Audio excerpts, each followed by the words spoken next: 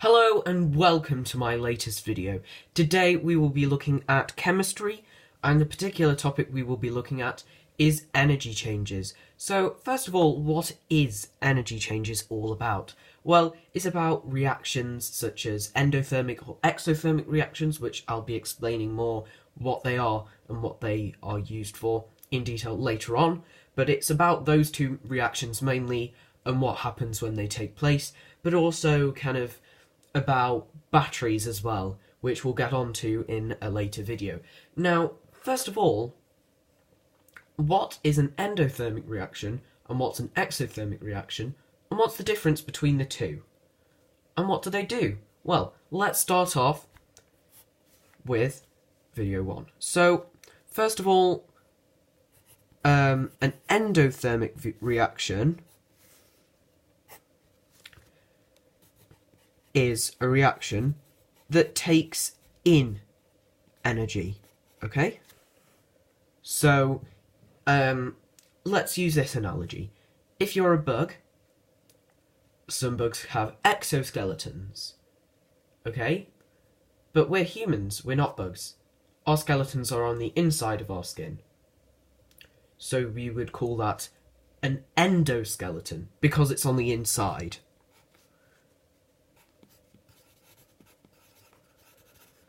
Whereas, as I've said already, an exoskeleton is a skeleton on the outside. So, an exothermic reaction is something that gives off heat. So typically,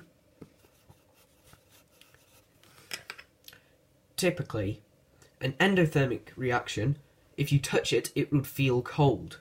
Or, I mean, you shouldn't really touch reactions when they're happening, but if you were to touch the container that they're in, typically it would feel cold. But if it's an exothermic reaction, then if you touch it, then it should feel hot because it's giving off lots of heat energy.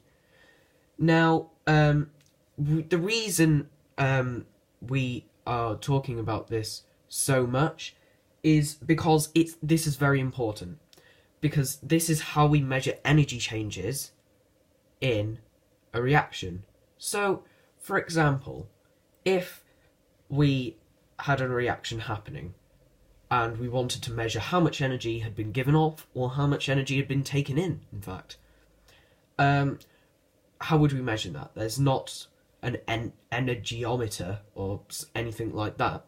So how do we measure it? Well, we could use the heat to measure it, because because temperature is a way of measuring heat energy. And what's heat energy? Well, it's energy. It's in the name. So we can use the temperature to calculate.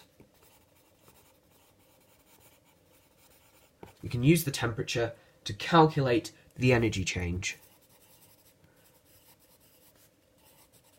Now we'll have a look at how we can calculate it in a later video. But the last thing I want to say in this video is about more in detail about endothermic and exothermic.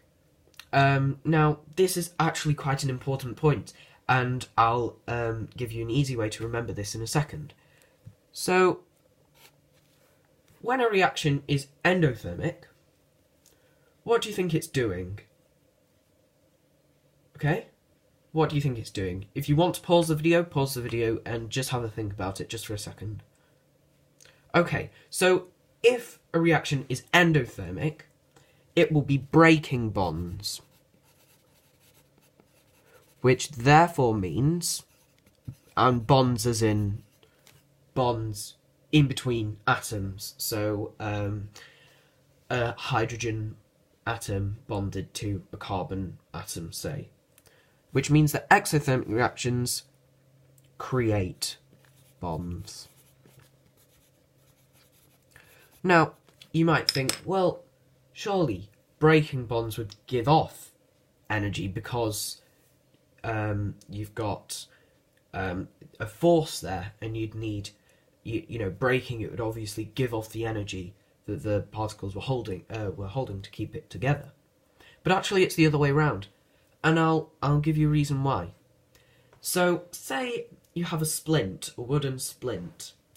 Say you want to snap it in half. You've got to put energy into that splint to snap it in half. But and that's why endothermic is to break bonds. And the opposite must be true for exothermic, because exothermic is the opposite of endothermic. So if endothermic breaks bonds, then exothermic must create bonds. I hope this video has been really helpful to you, and remember to subscribe, leave a like and comment if you want more videos, and I'll see you again soon for part 2 of energy changes.